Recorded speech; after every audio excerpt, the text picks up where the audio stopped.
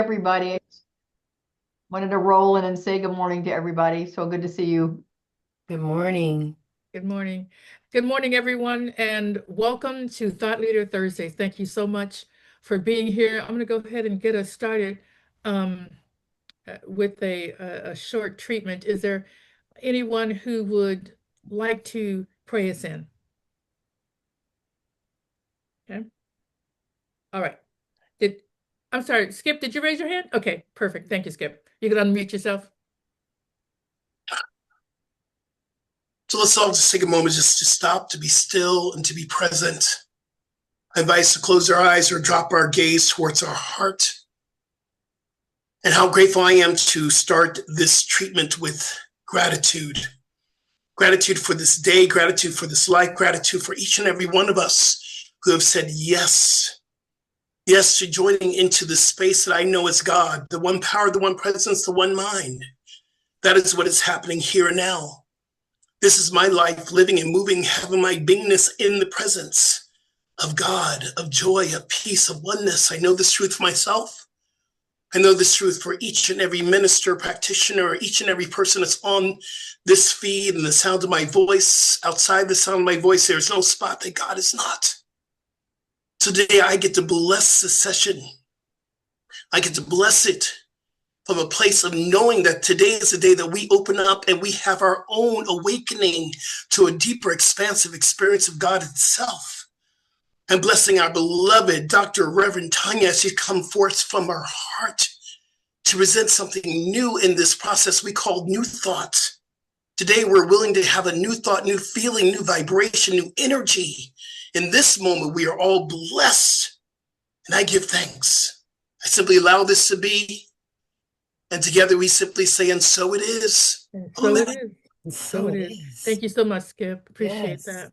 Blessed be. I just want to remind everybody that we do open it up for questions. We're going to have Reverend Dr. Tanya, set the stage for what she's going to be talking about, and then go ahead and share some things, and then maybe 20 minutes into it or so, 25 minutes, whatever she's kind of come to a stopping point, we can open it up for questions or comments or whatever we'd like to do there. So let me just go ahead and introduce. It's just my pleasure. I'm so excited to be able to introduce to you, and hopefully it's not an introduction. You've met her before. You know what she's all about. You know, she's a fabulous woman, but she's an author, she's a poet, and she's a staff minister at the Center for Spiritual Awareness in West Sacramento.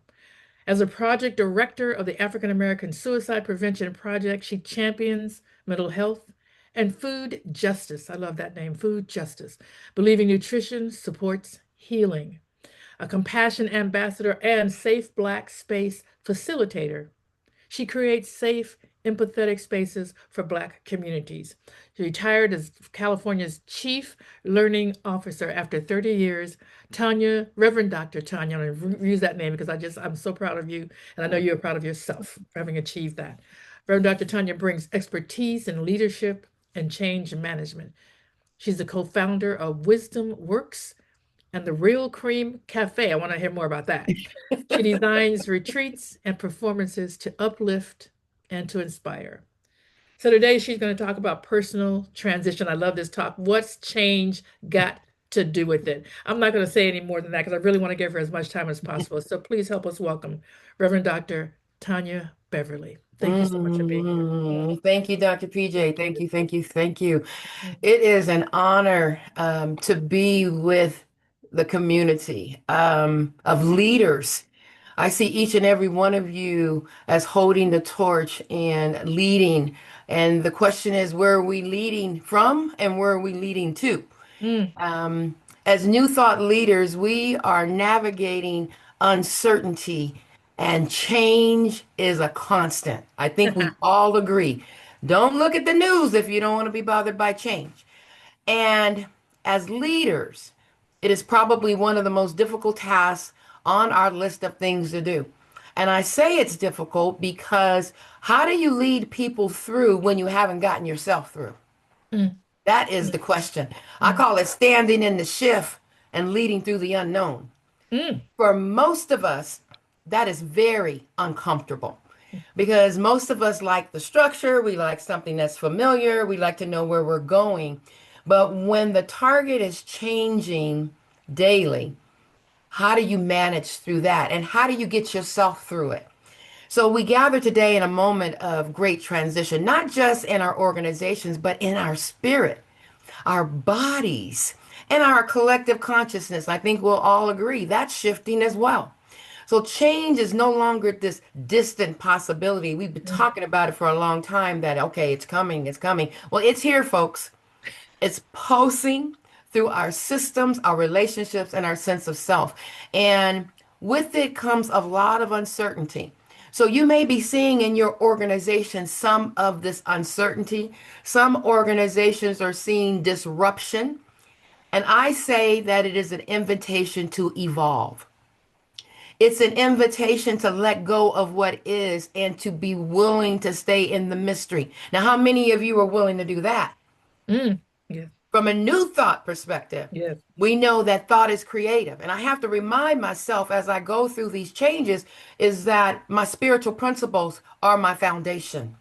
And Mm, so if we know that thought is creative and that it shapes our reality, then we are not victims of change. We are co-creators within it. But how do we lead when the path is unclear? And how do we guide others when the ground beneath us is shifting?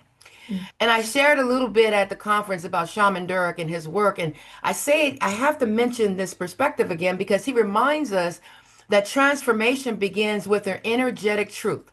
He teaches that we must embrace the darkness, not as a punishment, but as a portal. Sit with that for a minute. Embracing darkness, not as punishment, but as a portal. That we are quantum creators capable of shifting frequency, rewriting patterns, and yes, hacking the spiritual matrix that keeps us stuck. So, spirit hacking is not about bypassing discomfort, it's about meeting it with power and presence and radical honesty. Are we ready for radical honesty? Where mm. folks tell us how they really feel? You know, are you ready to be in your truth around being radical with your honesty? And this is where leadership becomes sacred. Bill Bridges, who is the author of Personal Transitions, and if we can show the model a little bit, I just want to reference it so you get a feel for what that model looks like. Making sense of life changes. He offers us a practical map, the transition model, and he teaches that change is external. That's something that we know on this day, this is going to happen. On this day, this person passed away. This day, I got a divorce. But it's not even about the changes. Most of us are soldiers and we take our change orders well. But what about the internal part? And that's where Dr. Bridges tells us that transition is your internal response to the things that are going on in your environment. And that every transformation begins with an ending. Keep that in mind. We don't just have a change and we jump over to a new beginning. We have to start with where we are and identify what it is, what chapter is over, what chapter is finished, what do I need to let go of when it is time to move on. And this comes with three basic phases. The first phase is endings. That is the part where we have to let go. And the second phase, which is probably the most uncomfortable, he calls it the neutral zone. It's the in between, the fog and the chaos. Mm, And I say that because the first part of the neutral zone is chaotic because what you've known, what was familiar, is no longer there. mm, And so there's resistance in that. But believe me, trust the process. You're going to tap into the creative zone because you have to, because your old world's not there anymore. Or you're forced to change because a system has changed. A person has left your organization. It's mm, forcing you now to let go of what was and go into that part of the mystery. And then the final stage. And not until that third stage is when you get to a new beginning. And so, as our leaders, our role is not just to manage change, it's to shepherd transition. That's the learning point here. It's not to manage change. And most of us we get very busy. Get in there, manage the change. I'm a project manager. Listen, I worked in the state of California for 30 years. It was not about me managing change. It was about me being able to adjust to the response to change of the employees in the organization. That's when my sick leave went up. That's when workers' comp went up. That's when people had high absentee rate. When we hit a change, and I started to see trends. When we hit a major change, all of a sudden sickness came about in our organization. Mm. And people became the walking wounded. Well, I caught on real quick. I need people to get me across this threshold. And Yeah. so when I began to engage with this model, I began to get in front of change and begin to get proactive and set up systems and processes within the organization to help people manage their own transition. Because let me tell you, the lesson here is that you can't manage someone's transition for them. They Mm. have to do it for themselves because they are looking at change through the filter of their experience. Right. Not your, you can't give your consciousness away. We say that all the time. So, to bless what's emerging, to remind our teams, our communities, and ourselves, you are not lost. You are becoming.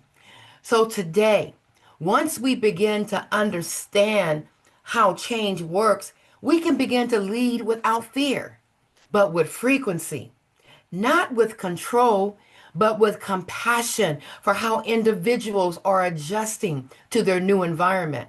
And we lead as spirit hackers and transition guides, but we're rooted in truth and open to the mystery, but gotta be committed to transformation because remember, the way it went in is not gonna come out the same way. Yeah. So let's navigate a little bit through Dr. Bridges' model a little bit. And I'm going to throw in some new thought wisdom because I love to remind people of their spiritual truth because change disrupts what we know. And you Mm. need to have an accountability partner sometimes that says, reminds me of my truth, Right. Because I'm Right. not losing my mind, am I? With all the stuff that's going on. So Dr. Bridges teaches that transition is when we talk about endings, it is when something familiar has to be released. Now think about that for a moment when you got to stop doing something that's familiar. Now, some changes are easy, they're adjustable, okay, but some that your identity may be tied through may be a little more difficult to let go of, I suspect. Mm. And in endings, the reason why endings are so difficult is because we go through the grief process because most of us have lost something.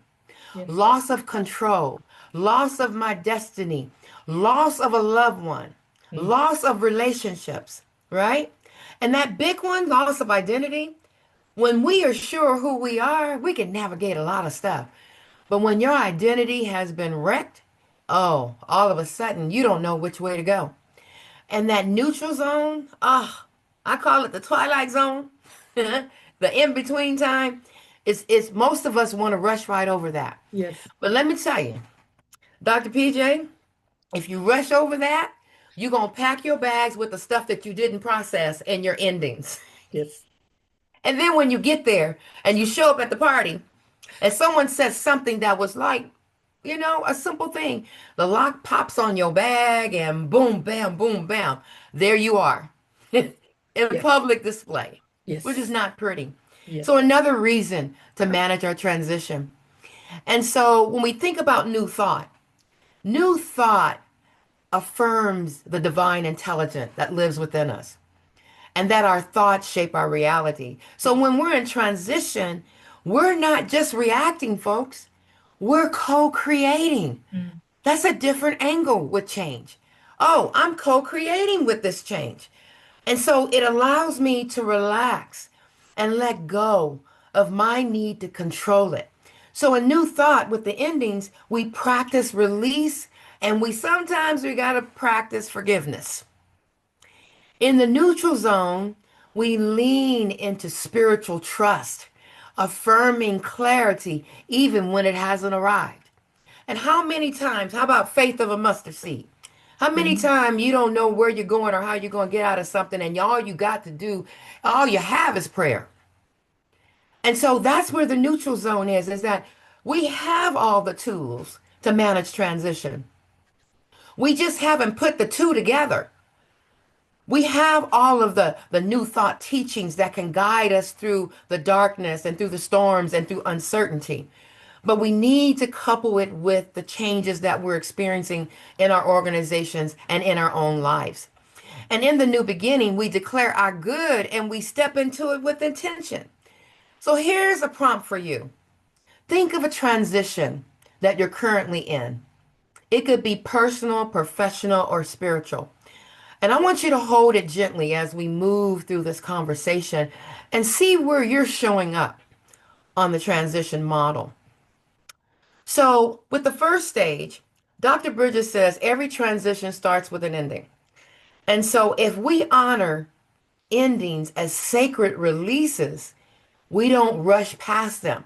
When we talk about ritual, we take our time with ritual, don't we? Yeah. Well, sometimes we need a little ritual with endings. I don't know if you ever thought about it like this, No, no. right? But ask yourself, what am I being invited to let go of?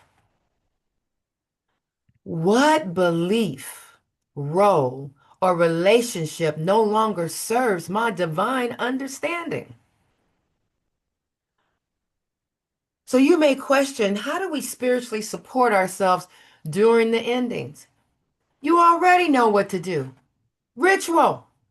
I invite people to use your spiritual practices. I talked about my ATM account, right? Affirmations, treatment, and meditations. Take a withdrawal doing your endings. You may have to do something like journaling, writing a release letter, what I have to let go of, lighting a candle. I light a candle, especially when a chapter is finished in my life, to remind me when I see that light, especially a 7-day candle, when I see that light, it reminds me of what I'm having to let go of. And I begin to work through it, and I'm conscious of it. And I bless what was, and I release what no longer serves, and I trust my becoming. Now we do this, just as a natural process in new thought. So what are you ready to release with your change?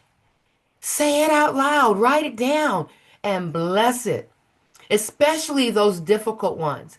I say to myself, hit with a hard change and I'm grieving. I go, Tanya, looks like you're grieving, girl. Huh, I'm angry right now. No, I'm Yeah. pissed off. I'm pissed Yeah. off about it. I talk myself through it, or I'm bargaining. Oh, girl, you're doing a whole lot of bargaining. If this, then that, or you might be in depression. Those stages of grief. We experience those in endings. And then that second phase, the neutral zone, is often the hardest, that in between, because we haven't become yet. And remember the two sides, the chaotic and the creative. As leaders, we want to stop the chaos, right? It's our Mm, job to mm, get in front of the chaos, throw yes. ourselves on the train tracks to stop the chaos. But what if I told you chaos is a necessary part of this process? Would you give yourself some grace Yeah. that no matter how it shows up, how ugly it may look, that if you understand this is that people have to let go of, and it's not pretty sometimes, you give yourself a little grace in the process. But I can tell you the chaos doesn't last, because once your world has changed and the old world is not there anymore, it forces you to move into co-creation. That's the sacred pause, Yes. right? Yes. We don't fear the unknown when we talk about the mystery of spirit. So let's do that with change. We affirm divine order when clarity hasn't arrived. We do that all the time. This is where we deepen our spiritual practice. So, what practice can help you stay grounded? Affirmations, breath work, journaling, not rocket science, basic spiritual practices. And so, if you find yourself out of sorts, I ask you to ask yourself the question, how am I doing with my spiritual practices? Because as leaders, we get so busy, we don't have time to do our basic rituals sometimes, or we skip over them, right? Yeah. But you're only as good as your daily practice, because you're going out into a world of uncertainty. I say you got to go out into the world shored up and ready. Mm, So, what does the neutral zone feel like for most of us? It's uncomfortable. some of the emotions you might be feeling, the questions. But I say, what's the invitation for you? What's your invitation in uncertainty? Mhm. And that final stage, that new beginning, is like, oh my gosh, I've done the endings, I've grieved, I've gone through the neutral zone, the twilight zone. Okay, I finally arrive at the final stage of a new beginning. And trust me, the work is already done because you have clarity now. It's a readiness to declare, this is who I am now. And in new thought, we affirm our good and we step into it. And we visualize and we speak it and we act on it, right? Yes. So, what's one way to spiritually claim a new beginning? I just said, hey, I have a visual altar. I have a place where I can see and remind me of my truth when I'm caught up in the world. I got a God box. I do gratitude journals. I do all the basic stuff that I tell my people to do. I do it too. Hmm. And so, what are you ready to claim in the middle of the storm? What are you ready to do with your change today? And I'll share a personal story of me moving through the three stages of transition. When I was diagnosed with cancer, I entered into that first stage of endings. Oh my gosh, it shook my world. And it was the realization of what I had to let go of. I had to determine which chapters of my life were closing, my dreams, my routines, my roles. What was I willing to surrender? And the grief had me paralyzed. It was enough with the illness, but my personal adjustment process. Now, look, I got years in doing this work. This is why I'm sharing my story. I too had to take a pause and take a breath. And with that grief, it wasn't that, it was what cancer required me to do. Hmm. That's when the great wave of sorrow. And then that neutral zone, oh man, my world was crumbling. Because I'm a control freak. I know exactly what I'm going to do, how I'm going to do it. Honey, you talk about humbling. Because my new world with being a cancer survivor hadn't been shaped yet. Hmm. And so in that in-between time, I had to release my structure. I had to let go of expectations and I had to allow people to come into my controlled world and assist me on my journey. Yes. Humbling, Mm-hmm. humbling. But let me tell you, lying flat on my back, not able to do a thing for myself and having to have people bring me food, pray for me. And I would tell them, remind me of my truth. Who am I? Whose am I? Hmm. I couldn't even muster up that. And to stay in the mystery long enough. And I suspect if you stay in the mystery long enough, you will merge to that place of the creative side of change. And slowly my energy began to shift and I started to create a new life, one that was rooted in my truth in that moment. The Mm. truth of yesterday no longer worked. I couldn't physically walk from my bedroom to the kitchen without being out of breath. And so there comes a point where you go, okay, I need help. I need to let go of what this is.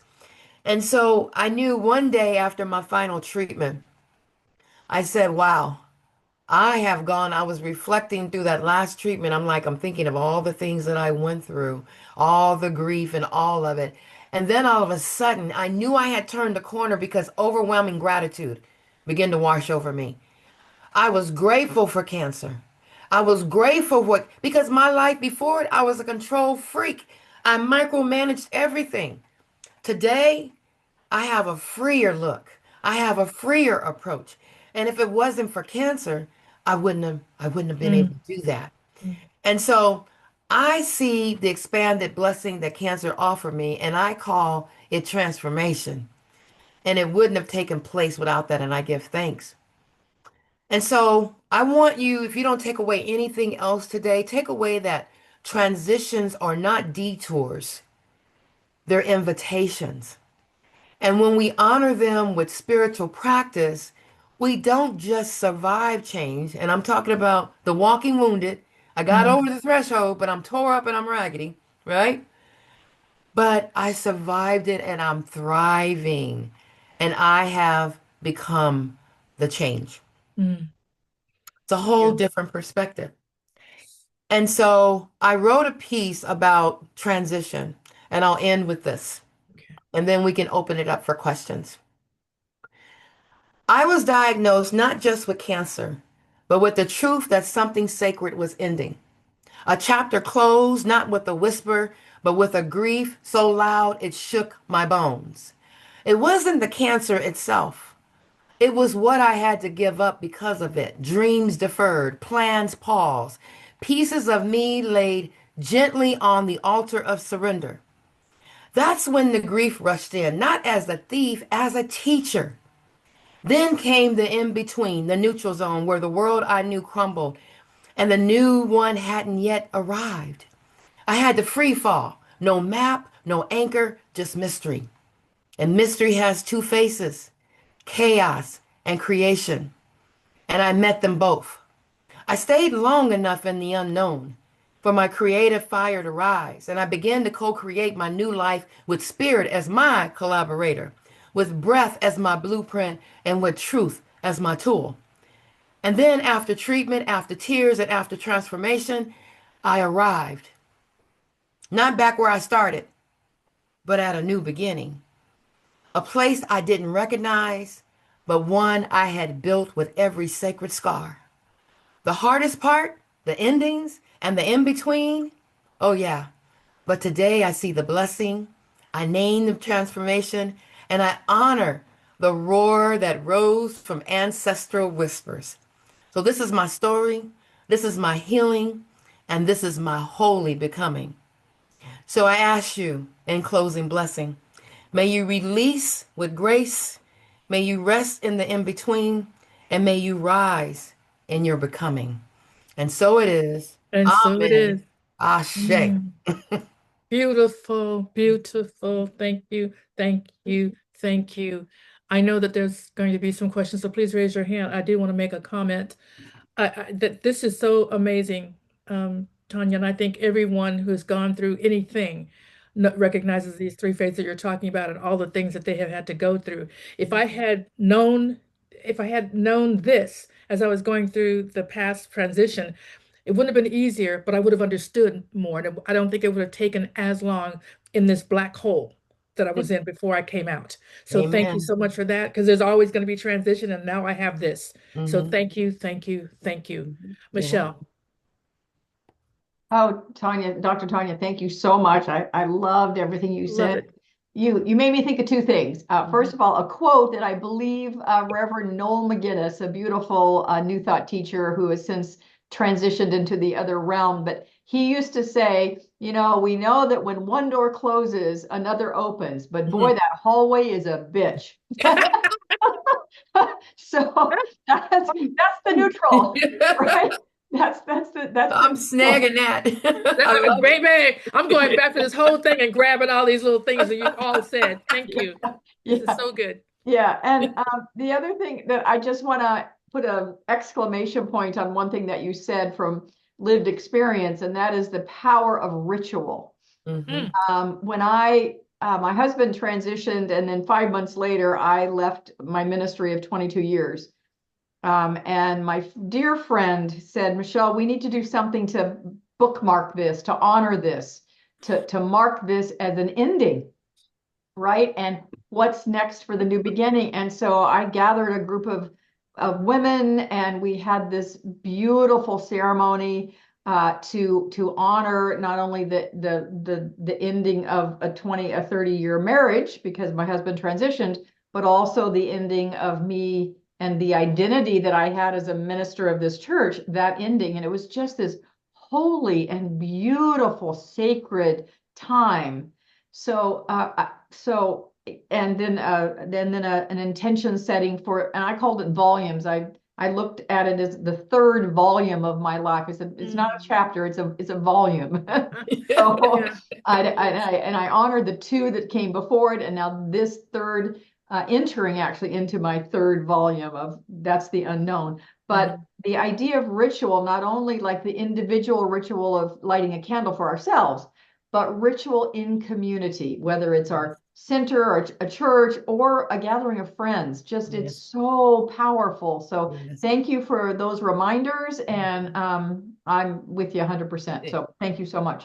Yes, thank you. Beautiful. Thanks, Michelle. Mhm. Skip, you have your next. Oh my goddess. The good Reverend Dr. Sister Friend Girl. That's my new title for you. And it has been, I just adore you. I'm so inspired by you. And I would just love your take on the SNAP benefits, because I know you're feeding the people. And I said last night in my Wednesday wake up, we have to stop looking at the government for feeding us. It is we, the people, who are going to feed the people. Yes. And I know you're already doing this. Mhm. And I believe that this is the movement. This is a new thought. This is what we're transitioning into. Yes. What is your take on what's happening, and how can we? Because I'm coming up north to see how you're doing it. Because Yes. I know it's my yes. Yes. I'm willing to be available to do that. Mhm. What is your take on this SNAP movement, this transition, and what are y'all doing? Well, we already started because I think I shared that we have a farmers market that we set up at our church every Sunday. And so I have a list of cooperative farmers is that when you harvest, you don't often sell everything you take to market. And so I have volunteers that go and pick up the vegetables, the fruit. Sometimes they have other things that they want to share with the community. We pick them up on Saturday and we bring it to the church and we set it up just like a farm stand. I have an agreement with Trader Joe's where we come and get their flowers that they're getting ready to get rid of that still have life in them. And we said, when you come into the church, I can send pictures and I can actually do a talk on how we do that. Members can come in, they can get flowers, they can take as many vegetables as they want. People tell me I'm taking these vegetables to my neighbor because she doesn't have food. And what it has done is it inspired a farm ministry. So now I have a group of 20 plus people that come to the farm during these different seasons. They help me clean, they help me prepare the ground, they help me seed. They help me plant the plants, they help me harvest, and then they come back and they help me clean. And what I have found is that by going through the seasons at the farm, you realize the seasons that you go through personally. Mm. There is a time for rest at the farm. There's a time when we shut it down and we're not growing. We are covering the furrows with hay, because there's less activity, but that also happens in our life. There's a time when we're engaged fully in activity. Like our summer and our spring is very engaging and very active, but you need those cycles. And so we use the farm as a place for gathering, for ritual. We do summer solstice, winter solstice. We do the equinox. We do vision boarding at the farm. Mm. And because when I can bring people to the dirt, they begin to let go of structure like I've never seen them let go of structure before. When they put their hands in the dirt and they can leave their burdens there. Because Mm. we have people in our organization that are afraid of what's going to happen with SNAP. Mm. And the good news, because I'm involved with the African American Suicide Prevention Project, we have taps into the county and the state. And we know strategically what's happening now is the state is putting in a backup plan that the SNAP benefits, at least for the next 30 days in California, are not going to go away. Okay. And that we're looking at funding to continue it after that if the government doesn't open back up. And so being on both sides, on the spiritual side as well as the community side, I'm hopeful that we are going to make it through this transition. And so I can communicate those messages to my folks that are on SNAP. I got folks in my congregation that are on furlough that are required to show up and not getting paid. Right? And so Yeah. I have Right. personally called them, checking in. How you doing? How's the finances? Are you able to bridge this gap? And fortunately, the three that are in my congregation right now are able to do that. We make announcements from the pulpit on Sunday. If someone needs to connect with someone around these areas, we have someone who is ready to talk to them about resources after church. So Excellent. I bring in my community partners. I bring in Safe Black Space. I'm bringing in Black Women's United. They are shored up and ready.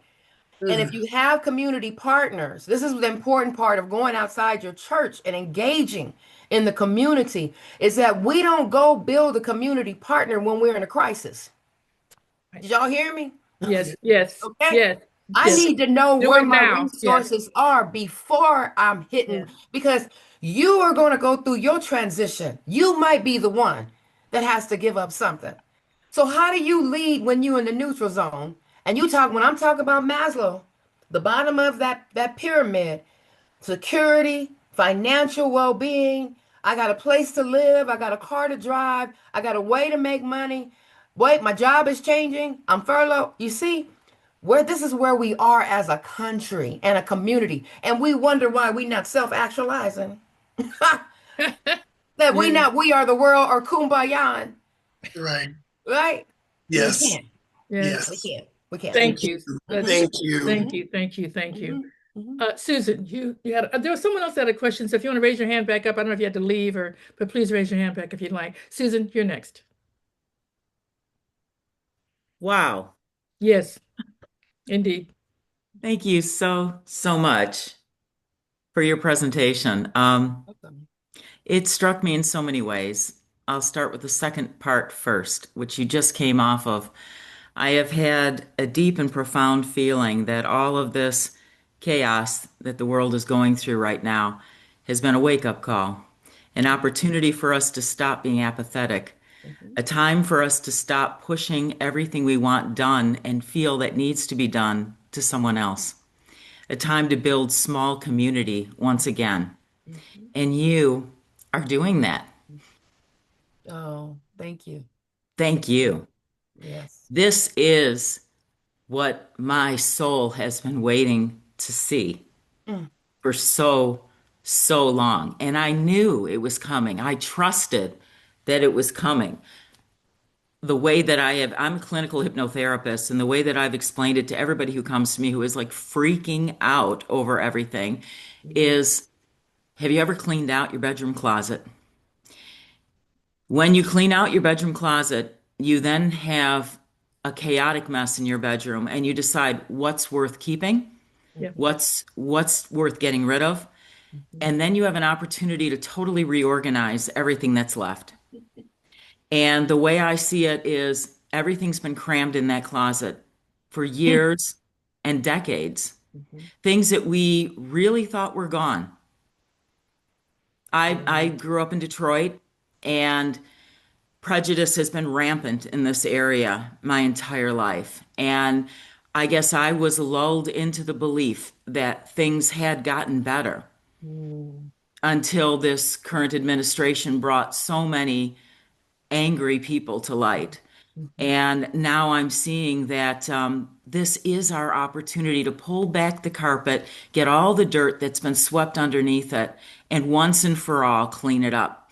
But mhm, it all has to go back, in my opinion, and obviously in yours, to creating the bonds that small community provides us. mhm, So I bless you, I applaud you, I thank you, mhm, and mhm, everyone who is a part of not only what you're doing, but listening and becoming inspired to do in their areas as well. mhm, So thank you for that. Your talk, and I go back to point number one now. I did not realize how much I needed this. I've I received the email. I've never tuned into any of these before, but should have known better that Spirit led me here for a reason. As I am dialing back on my office duties, wanting to get out of paying rent every month so that I can offer myself exclusively over Zoom and then pass that savings on to other people because I won't be paying rent any longer, I find myself literally on the doorstep of that change. mhm, And I've also had 9 years of a lot of health issues that have kept me from being able to take care of myself. mhm, And this is a major change for me. I won't go into all the details of it, but I do have a gentleman that I've been mentoring who's going to be taking over my office and going into clinical hypnotherapy himself. And I've been wondering because I felt called to speak to larger and larger crowds of people, but assumed that that meant finishing the book that I've started 100 times. Susan, Now I'm going I'm to ask you, fe Susan, I'm going to ask you to go ahead and wrap up whatever you get okay. to just please. Thank you. Yes. Thank you so much. So I just want to thank you for allowing me to see it for what it is, to celebrate the stages that I'm in, and to have a greater level of anticipation and understanding for what's yet to come. Yes. Blessed Thank be. you. Thank you very much. You're Thank you so welcome. much. Thank you. Thank you.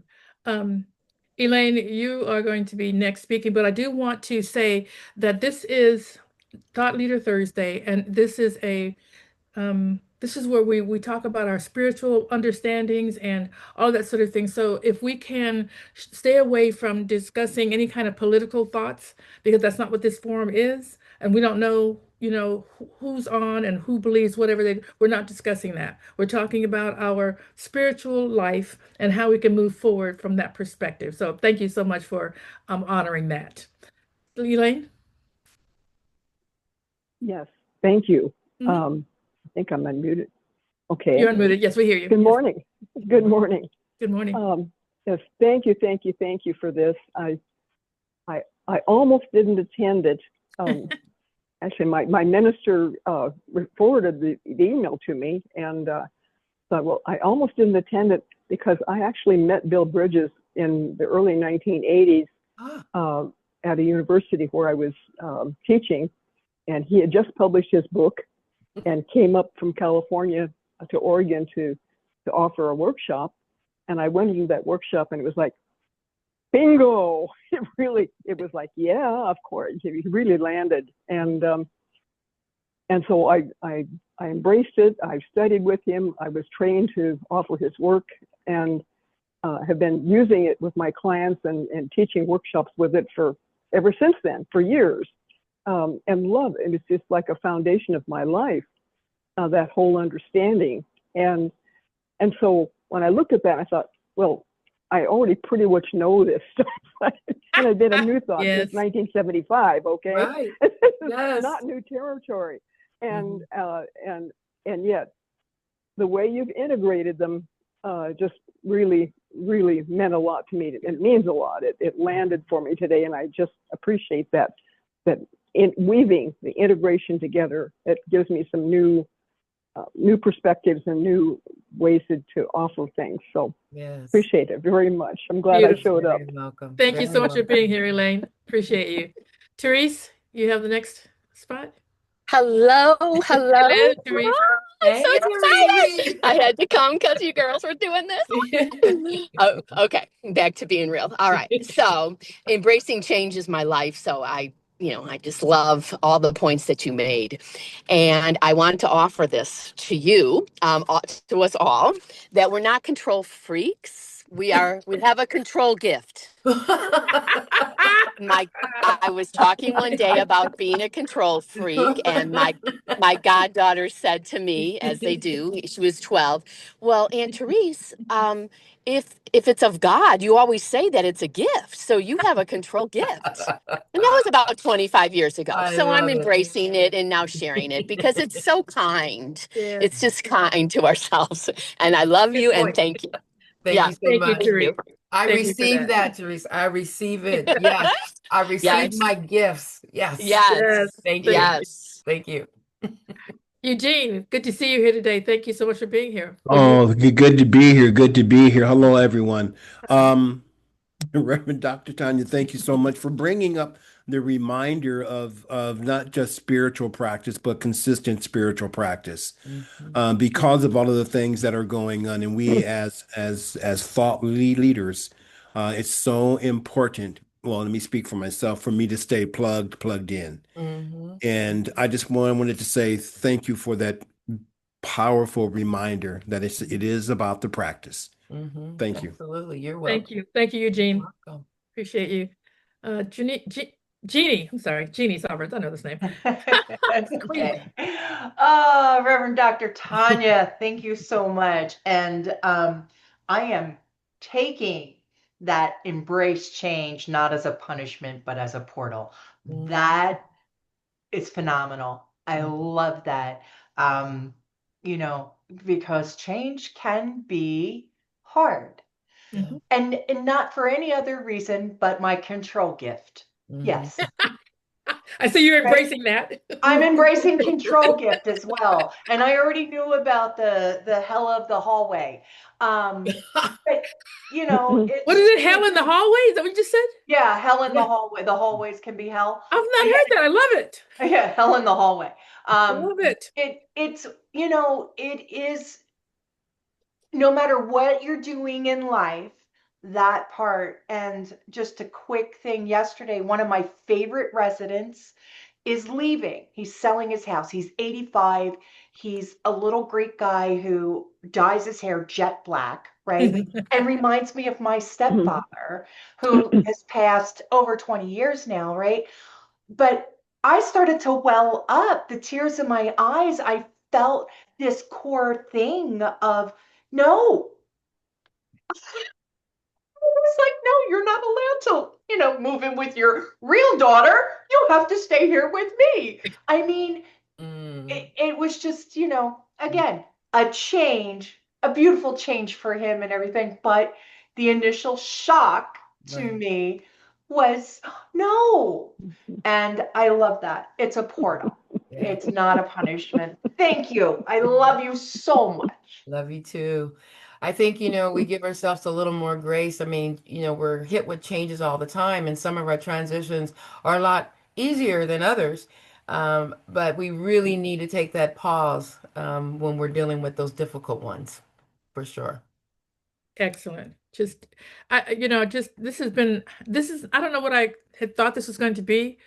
I knew it was going to be great because it's you, but it has just been so helpful because we, as someone has said earlier, we go through these changes, these transitions all the time. Mhm. Every time you're moving from one thing to another, I think these three things happen. And Mhm. so just being aware of that, and so that you can use it, be in it purposefully, be in Yeah. it understanding. And so, because for me, it was a struggle.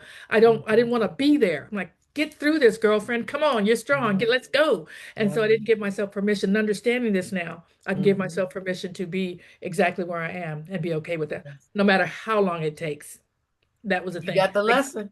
yeah, That is the lesson right there. my God, it was That is. great. Thank you You so can't much. take anyone along with you if you haven't put You cannot. yourself through it You yet. cannot. Yeah, yeah. They're Thank gonna you. be piled up like a dam behind you. You got that visual? I got it, baby. I got it. I got Who's leading who? it. Michelle, you have something. I do. Thank you for letting me share a second time. And Yes, this absolutely. relates, Dr. Tanya, to your amazing work of feeding people. Mhm.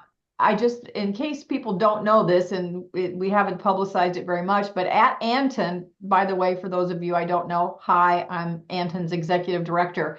And the board recently decided that we wanted to support one of the United Nations has what are called sustainable development goals, and there are 17 of those goals, and they're massively big goals.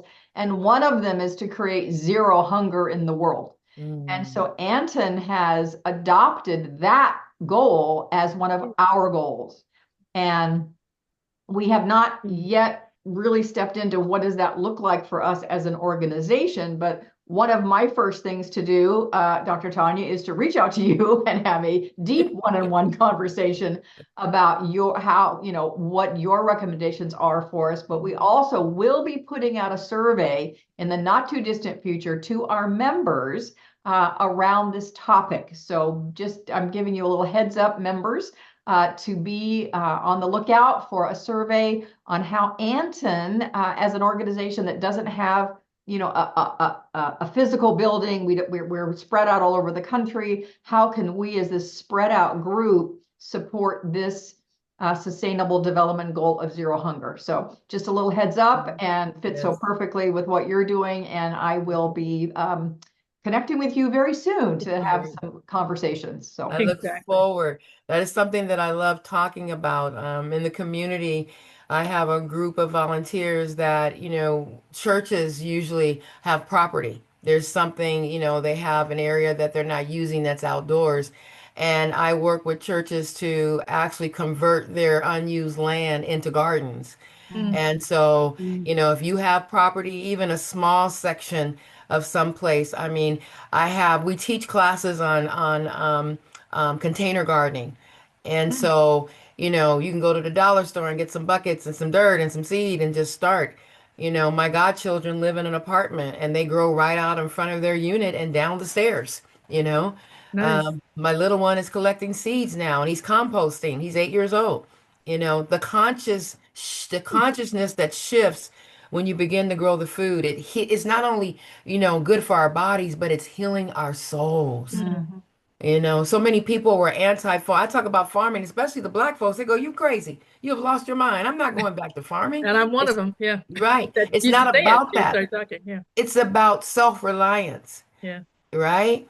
You don't, if you tasted a tomato that you grown yourself, you never want to store-bought tomato again. Mm. And so it's going back to the basics. It's nothing new. It's just going back to those foundational skills that we've always had. We just need to dust them off and go back to them. Okay. Uh, I have just a question. Do you have a class or anything that's going on right now that we could be involved in an online class of any sort? Well, my leadership boot camp is starting up the first quarter of January. Is where I take leaders through identifying where they are, and figuring out what they want to do, and then starting infrastructure building within their systems. And then I have a training for trainer class that's going to be coming up in the middle of December. This And you December? can, This December? yeah. Okay. Exactly, where I teach people how either you want to be a trainer or you want to be a presenter or you want to learn how to just deliver information in a concise manner. I do a boot camp with that as well. So Okay. I often, depending on the needs of my community, will respond accordingly. I don't do a lot of certificated classes. I've moved away because I see the need for leadership development in my community. And so that's where I've been focusing. But you can go to tanyabeverly.com.